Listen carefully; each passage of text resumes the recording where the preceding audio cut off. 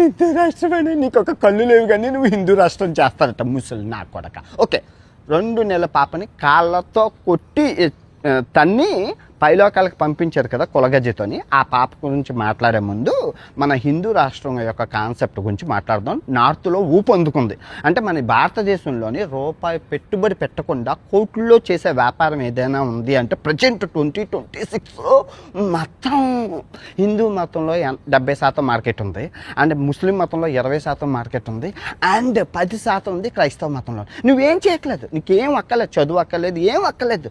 కాషాయం వస్త్రం కప్పుకో, నీకు నోటుకు వచ్చినట్లు వాగు, క్యాప్ పెట్టుకో, నీకు నోటుకు వచ్చినట్లు ఇస్లాం మతం నోటుకు, ఇంకా మా చర్చి ఫాదరు హల్లెలూయా అని చెప్పి నీకు నోటుకు అంటే మతం మత్తులో నువ్వు ఏం చేసినా మా డబ్బులే డబ్బులు, పైకం డబ్బులు. అయితే ఇప్పుడు ఈ మతం మత్తులో ఉన్న బత్తాయి గాళ్ళు అందరూ కలిపి ఇప్పుడు హిందూ రాష్ట్రం చేస్తారట. అంటే మన ఇండియాని హిందూ రాష్ట్రం చాలా ఊపందుకుంది, మంచి ఓటు బ్యాంకింగ్ వస్తుంది. ఓకే, కాన్సెప్ట్ వినండి. హిందూ రాష్ట్రం చేసి ఏం చేద్దామంటే లాభమా నష్టమా అవన్నీ ఫుల్ వీడియోలో చెప్పాను ప్రపంచ యాత్రికుల్లో, కానీ ఇప్పుడు మామూలుగా విందాం. హిందూ రాష్ట్రం అంటే ఇప్పుడు మన ఇండియాలోని ఈ ముస్లిమ్స్ ఉన్నారు కదా, 20% ముస్లిమ్స్, వాళ్ళు బంగ్లాదేశ్ పాకిస్తాన్ పంపించేస్తాం. నెక్స్ట్ ఈ క్రిస్టియన్స్ని యూరోప్ దేశాలకు పంపించేస్తాం, అయిపోయింది. ఇప్పుడు హిందువులు ఉంటాం. హిందువులు ఉన్నాక ఎస్సీ ఎస్టీ ఓబీసీ, అరే రండి మీరు మా బానిసలు రా, మా ఊడికి ఎవరు చేస్తారా, రండి. మరి రాజ్యాంగం ఇంక పోతుంది, రాజ్యాంగం రాసింది వాళ్ళ కోసం కదా, రాజ్యాంగం పక్కన పెట్టేసి రండి.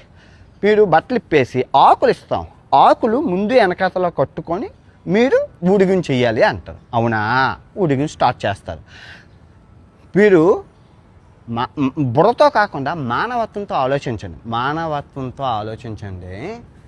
ఇప్పుడు 2026 నిన్న చైనా రోబోట్లు చేసి ఏఐతో ముందుకెళ్తుంటే అన్ని దేశాలు, మీరు జస్ట్ 100 సంవత్సరాలు ముందుకెళ్ళి చూడండి, మానవత్వంతో చూడండి, మతంతో కాదు, కులంతో కాదు, ముందుకెళ్ళి చూడండి. 200 సంవత్సరాల ముందుకెళ్ళి చూడండి. దరిద్రంగా ఈ మతము ఈ కులం ఈ రెండు భారతదేశాన్ని నాశనం చేసిన రోజులు, మానవత్వం లేని రోజు, మనుషుల్ని విపరీతంగా చిత్రహింసలు పెట్టేవారు. అవన్నీ చూసి తట్టుకోలేక భారత రాజ్యాంగం అంబేద్కర్ గారు రాశారు. మరి దారుణంగా 2026లోనే ఎలాగుంటే ఆ రోజుల్లో ఇంకెలాగుంటుంది ఊహించుకోండి రా బాబు. ఫుల్ వీడియో పెట్టాను చూడండి. హిందూ రాష్ట్రం చేస్తారట. హిందూ రాష్ట్రం తినడానికి తిండి లేదు. బంగ్లాదేశ్లో హిందువులు చచ్చిపోతున్నారంట, పాకిస్తాన్లో హిందువులు ఈ యాక్టింగ్ ఎంత చేశారంటే మరి ఇప్పుడు చచ్చిపోతుంది అంతా. రేపులు నిన్న 7 ఏళ్ళ అమ్మాయిని రేపు చేసేసి డ్రమ్ములు వేస్తాడు ఆడు. ఇదే కులవర్ధనం గోవర్ధనం. ఇప్పుడైతే ఇది ఏట్రా దేశం దరిద్రం చేసేసారు రా బత్తాయి గళ్ళందరూ. ఏంటి మళ్ళీ ఇన్స్టాగ్రామ్ వచ్చిందని చూస్తున్నారు. అసలు ఏం జరిగిందంటే మదనపల్లి 7 ఏళ్ళ అమ్మాయిది అది అప్లోడ్ చేసి పడుకునేసరికి చిన్న అమ్మాయి కదా ఐడి ప్రూఫ్ అడిగిందనమాట. నేను ఇన్స్టాగ్రామ్ క్రియేట్ చేసేటప్పుడు ఈ పాస్పోర్ట్తో చేశాను. దీని తర్వాత ఈ పాస్పోర్ట్ వచ్చింది, తర్వాత ఈ పాస్పోర్ట్ వచ్చింది. నేను మర్చిపోయి నిద్రమత్తులో ఈ పాస్పోర్ట్ అప్లోడ్ చేశాను. అప్లోడ్ చేస్తే ఐడి డస్ నాట్ మ్యాచ్ అంటది. ఇదేంటని చెప్పి మళ్ళీ అప్లోడ్ చేశాను. ఐడి డస్ నాట్ మ్యాచ్ అని చెప్పి పిచ్చా ఏంటి నా పాస్పోర్ట్ అనేసి నాకు ఐడియా రాలేదు, పాతది ఉంది కదని. సో మళ్ళీ చేసేసరికి 48 గంటలు నీది హోల్డ్లో పెడుతున్నాము అని చెప్పారు. ఓకే, నాకు అర్థమైంది. ఓకే, డిజబుల్ చేస్తున్నాము అని అన్నారు కదా. అయితే చిన్న సరదాగా ఒక గేమ్ ఆడదాం అసలు ఎలా ఉంటుంది అని చెప్పి నాది పోయిందని నాటకాలు ఆడారు. ఏమండి నేను మరీ మీరు ఇంత చాలా దారుణంగా ఉన్నారండి. అన్ని టీవీ ఛానళ్ళు మీకు చేతులు ఎత్తి దండం పెడతానని నేను ఒక హిందువుని. ఫస్ట్ ఆఫ్ ఆల్ వినాయకుని పట్టుకొని చెప్తాను, నేను ఒక హిందువుని. నేను ఏ పాపం చేయలేదు, దేవుని మీద ఒట్టేసి చెప్తాను. నేను ఏ పాపం పుట్టెరిగి ఒక చీమకి కూర హాని చేయలేదు. దానం పొద్దున్న లెగిస్తే దానం ఈరోజు కూడా దానం చేశానండి రోడ్డు మీద వాళ్ళకి. నేను ఎవరికి అన్యాయం చేయలేదు.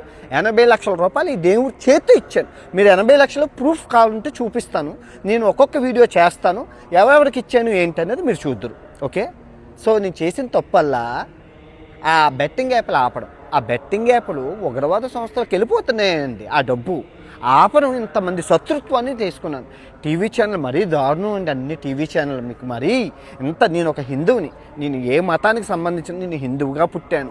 నేను మహాభారతం చెప్పాను, రామాయణం చెప్పాను, భగవద్గీత చెప్పాను, అన్నీ వచ్చు. కంఠోపాతంగా మంత్రాలు మంత్రోచ్చనలు అన్నీ వచ్చండి. మీరు మరీ హిందువుని కాదని చెప్పి దేవుణ్ణి తిట్టాను అని నిరూపిస్తే 10 లక్షల నజరానా బహుమతి ప్రకటించానా? నేను తిట్టానని ప్రూవ్ చేయండి, ఏ లాయర్తోనో అనిపించండి. మాట దొర్లింది, మాట దొరలదా చెప్పే క్రమంలో ఎవరికి ఎవరికి చెప్పే క్రమంలో మాట దొరలదా? మరి దారుణం అండి. ఫుల్ వీడియో ప్రపంచ యాత్రకు ఛానల్లో పెట్టాను, ఎప్పటిలాగే చూడండి. 6 నెలల క్రితం సినిమా రివ్యూలు వద్దు అన్నాను, మీరు విన్నారా? ఇప్పుడు చూడండి, బార్బలన్ మీద 7 కేసులు పడ్డాయి, మీ మీద కూడా పడతాయి. మారండి బ్రో.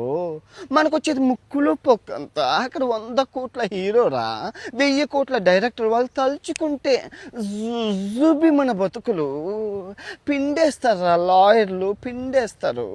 మరి మా సినిమా రివ్యూ చెప్పే గ్యాంగ్ అందరూ మేము ఎలా బతకాలి సార్ పెళ్ళం పిల్లలతో అంటే దానికి కూడా దారి చూపిస్తాను. ఇదిగో నెలకి మీకు 3 లక్షలు ఇస్తా, ఓకేనా? ఓకే, ఇది చూడండి. పోరం బూకర్ మన హేజుడు, మీ అందరికీ తెలిసి ఎంత చిల్లర కంటెంట్ చేసేవాడు. ఇంజనీరింగ్ 6 సార్లు చేశాడు. పిచ్చివన్నీ చేసుకుంటూ అలా ఏవో పేస్ట్లు, టూత్ పేస్ట్లు, ఫేస్ క్రీమ్లు అమ్ముకునేటోడు. ఇప్పుడు చూడు, వాళ్ళ తమ్ముడు కేసు అయ్యేసరికి ఒక్కసారి జై శ్రీరామ్ హిందుస్థాన్ జిందాబాద్ అని బత్తాయి రంగు వేసుకున్నాడు. మంచిదే, మంచి కంటెంట్. కుర్చీలో కూర్చుంటున్నారు రోజు. వీడియోకి ముందు జై శ్రీరామ్, వీడియో తర్వాత జై హింద్, దేశభక్తి. నెలకి 20 లక్షలు ఈజీగా సంపాదిస్తున్నారా? మారనరా మీరు కూడానా? మారండి. ఇప్పుడు చూడు, ఇది విఆర్ రాజా, మీ అందరికీ తెలుసు, అయ్యగారు. అనకొండ ముక్కులో నుంచి వెళ్ళింది, ఒడ్డలో నుంచి వచ్చింది అంటారు. అమెజాన్ అడవుల్లో 200 రోజులు ఉన్నా, నాకే తెలియదు, అయ్యగారు చెప్తారు. నెలకి 20 లక్షలు ఈజీగా ఎరం చేత మరి ఈడెవరు సార్ అంటే వాళ్ళ తమ్ముడు. ఇందులో డబ్బులు ఉన్నాయని చెప్పు, తమ్ముని కూడా లాగేశారు. మీరెందుకు రారు? అరే మన ప్రేక్షకులు గంగిగోవు లాంటి వాళ్ళు, పిండుకున్నోడికి పిండుకున్నంత. ఇప్పుడు నేనున్నాను, ట్రావెలింగ్ చెయ్యాలి, MBA ట్రావెలింగ్ చేశాను. నేను ట్రావెలింగ్ ఆపేసి నేను కూడా కుర్చీలో కూర్చొని చెప్తున్నాను కదరా సొల్లు. ఇదిగో హర్షద్ మెహతా కోసం చెప్పాను, చూడండి, స్క్రీన్ షాట్ పెడతాను. 3 లక్షలు వచ్చాయి, కుర్చీలో కూర్చున్నాను. 10 లక్షల మందే చూశారు, 10 లక్షల మందికి 3 లక్షలు వచ్చాయి. ఇంకా విజయ్ మాల్యా కోసం చెప్పాను, ₹1,00,000 వచ్చాయి. ఇంకా అలా చెప్పుకుంటూ పోతే బోల్డ్ ఉన్నాయి. మహాభారతం చెప్పాను, 4 లక్షలు సంపాదించాను.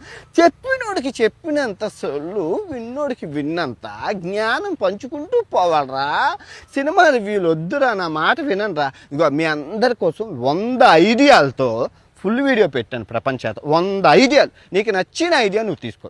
ఓకే, బెట్టింగ్ పోల్కి కూడా అలాగే చెప్పాను. అరే మారండ్రా, వాళ్ళు వినలేదు. ఇప్పుడు ఏమైందో తెలుసా? వాళ్ళ అకౌంట్లు ఒక్కటి కూడా లేదు. ఈ పెద్ద యూట్యూబర్ల అకౌంట్లు అన్నీ ఫ్రీజ్ అయిపోయాయి. ఈవెన్ క్రికెటర్లవే ఫ్రీజ్ అయిపోయాయి. వీళ్ళంతా వీళ్ళ బతుకులంతా.